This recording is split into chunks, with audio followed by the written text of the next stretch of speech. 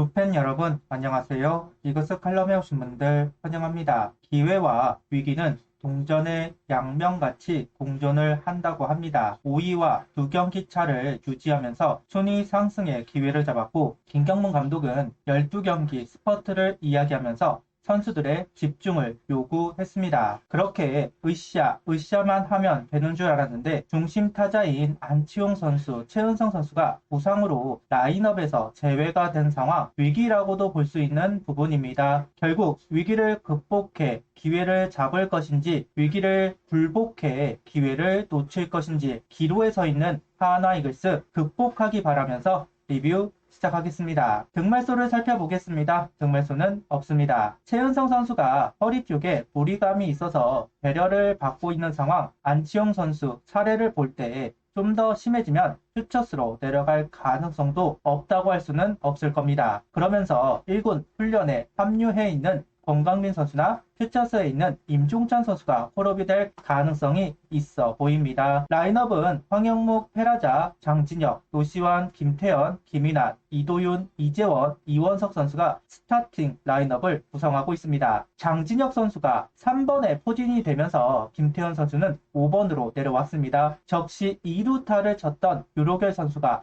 합류를 하지 않을까 생각을 했었는데 일단 계속 출전을 하고 있던 선수들로 라인업이 구성되었습니다. 그러면서 최은성, 안치홍 선수의 빈자리를 채우고자 합니다. 김경문 감독은 최은성 선수의 부상 소식과 더불어 장진혁 선수 3번 기용에 어떤 선수든 찬스가 왔을 때 자기가 터뜨리는 것이다. 감독은 기회를 주지만 터뜨리는 것은 감독이 하는 게 아니라는 말로 장진혁 선수 본인의 노력과 활약은 본인이 하는 것이다라는 말을 하고 있습니다. 24일 선발 투수는 하임의 바리아 선수입니다. 최근 1회 병살타를 유도하면서 시작하는 경기가 늘어났는데요. 오늘 경기도 바리아 선수가 병살타를 유도하면서 경기를 시작하고 있습니다. 좌타자를 상대하기 위해서는 체인지업을 적극 활용하고자 하지만 그 체인지업 완성도가 떨어지는 것이 분명하다 보니 슬라이더의 비율을 더욱 높이면서 대신 로우 코스와 떨어지는 볼의 비율을 높인다는 전략을 들고 나왔습니다. 강점을 더 강하게 만들겠다는 이야기가 될 텐데요. 일단 경기 초반은 그 전략이 통하고 있습니다. 공에 힘이 있기도 하고 로봇 심판의 도움도 받으면서 타개를 하고 있는 바리아 선수이기도 합니다. 3회와 4회 볼 배합이 크게 달라지는 것은 없었습니다. 4회 혼란한 상황이 벌어졌는데요. 정수빈 선수가 기습번트로 출루를 한 상황,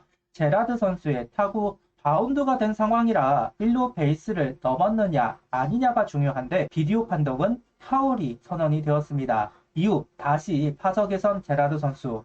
타구가 이도윤 선수 정면으로 향했고 이도윤 선수는 1루로 송구하지만 체인지업으로 그립이 잡히면서 정수빈 선수와 동선이 겹쳤고 실책이 되었습니다. 이후 플라이를 유도하면서 위기를 넘어갈 수 있었습니다. 4회까지는 무난하게 흐르던 상황, 5회 위기 상황을 맞이합니다. 원아웃 상황 연속 안타와 더블 스틸이 나오면서 주자 2, 3루 상황 슬라이더가 손에 빠지면서 폭투가 되었고 실점을 합니다. 이후 삼진 플라이를 유도하면서 위기 극복. 폭투 하나가 너무 아쉽습니다. 실점을 안 할 수도 있는 상황 속에서 내준 1점입니다. 막았다면 두산의 추격 의지를 꺾을 수도 있는 장면이 되었을 텐데 하는 생각을 가져보고 있습니다. 오늘 경기는 5이닝 1실점 1볼넷 5삼진 투구수는 67구를 던지고 마운드를 내려왔습니다. 아직 89가 되지 않으면서 6회에도 올라왔지만 볼넷을 내주자 바로 교체를 합니다. 김경문 감독은 이전 인터뷰에서 이제 이닝을 좀 길게 가주면 좋겠다는 이야기를 하기도 했지만 신뢰도가 높다고 볼 수는 없기 때문에 거기다 투피치 선수라 이닝이 지날수록 공에 적응을 하기 마련이기 때문에 제구가 되지 않으면 어려운 상황을 맞이하는 경우도 많은 것도 사실이다. 그런 면들을 고려한 것으로 보입니다. 그래도 바리아 선수에 대한 신뢰도가 높다면 그대로 둘 텐데 바로 내려버리는 상황이 만들어졌습니다. 바리아 선수에 이어서 박상원 선수가 등판을 한 6회 상황 삼진을 잡았지만 정수빈 선수는 도루에 성공을 하였고 양의지 선수가 곧바로 적시타를 기록했습니다. 이후 후속 타자를 정리하면서 역전은 허용하지 않은 박상원 선수입니다. 그래도 두산의 분위기를 살려주었다는 점은 아쉬운 대목이라고 할 수도 있겠네요. 역시 손쉽게 넘어가는 게 없는 것 같습니다. 영의 행진이 계속되고 있는 상황, 페라자 선수가 136km 슬라이더를 받아치면서 시즌 23호 홈런이 터져 나왔습니다. 페라자 선수가 바깥쪽 슬라이더에 스윙이 많다는 분석이 있었던 것인지 슬라이더 1변도였는데 살짝 올린 슬라이더를 그대로 받아치면서 선취점을 만드는 페라자 선수의 솔로 홈런이 나왔습니다. 5회 공격 상황 이도윤 선수가 실책을 지우는 3루타를 기록하면서 기회를 잡았습니다. 이후 이재현 선수의 희생플라이 상황에서 홈으로 들어오는 이도윤 선수입니다. 1점차 상황 누구나 부담이 되는 스코어 차이입니다. 기회 한 번이면 동점도 가능한 점수 차이니까요. 추가점이 꼭 나오면서 분위기를 내주면 안 되는 상황에서 만들어진 3루타와 희생플라이입니다. 그런 면에서 귀한 점수가 만들어졌다고 생각합니다. 동점이 된 상황에서 7회 다시 달아나는 하나 타선입니다. 김인환 선수의 2루타로 잡은 기회, 이번에도 박빈 선수를 이도윤 선수가 공략하면서 적시 2루타가 만들어졌고 이후 대타로 나온 문현빈 선수의 적시타까지 나오면서 2점이 만들어졌습니다. 그러면서 다시 앞서 나가고 있는 한화입니다. 이런 부분이 중요하다고 생각합니다. 동점, 역전이 되면 타선의 분위기가 차가워지는 경우가 많았습니다.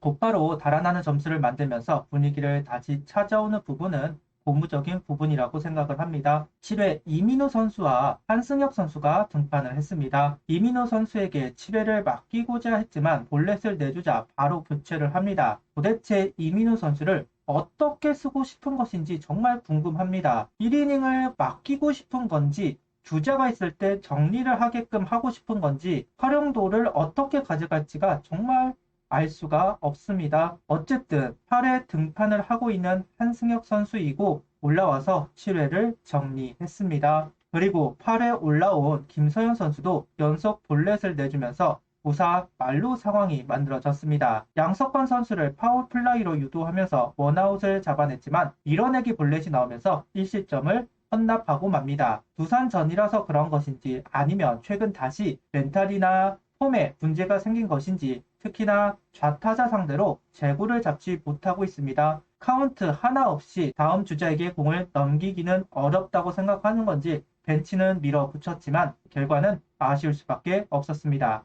결국 주현성 선수가 올라왔지만 오늘 슬라이더가 모두 올리는 공이 되면서 적시타를 허용하고 맙니다. 이후 스퀴즈까지 허용하고 있습니다. 회색이 짙던 9회 공격 상황 하나에게 행운이 찾아왔습니다. 노시안 선수의 평범한 플라이를 우익수와 유격수가 겹치면서 타구를 놓쳤고 하나는 기회를 잡았습니다. 김태현 선수의 안타로 주자가 쌓인 상황 류로겔 선수 땅볼에 노시안 선수가 홈인이 되면서 추격을 합니다. 이후 이도윤 선수의 안타로 기회를 이어가는 상황 폭투가 나오면서 동점이 되었습니다. 후속 타자들의 침묵하면서 동점은 성공하지만 역전은 실패합니다. 그 아쉬움 10회 채울 수 있었습니다. 장진혁 선수의 타구를 양석환 선수가 일명 알까기를 하면서 2루에 안착을 했고 김태현 선수의 적시타가 나오면서 재역전에 성공했습니다. 선수들의 집중력이 정말 대단하다. 역전을 2번 당하고 다시 동점에 이어 역전에 성공하고 있습니다. 두산전 양팀 다 타격전이 되고 어떤 변수가 나올지 알 수가 없었습니다. 오늘도 대본을 여러 번 수정을 해야 할 정도로 왔다 갔다 하는 경기였습니다. 오늘 많은 선수들을 칭찬하고 싶지만 이상규 선수를 특히나 칭찬해야 할 것 같은데요. 필승조가 다 나오고 마무리도 활용이 된 상황 누가 경기를 마무리할 수 있을까 싶었는데 이상규 선수가 그 역할을 했습니다. 1점 차 살얼음판 승리를 할 수 있는 세이브를 올린 이상규 선수를 칭찬합니다. 구독, 좋아요, 알림 설정 부탁드리며 영상을 봐주셔서 감사합니다.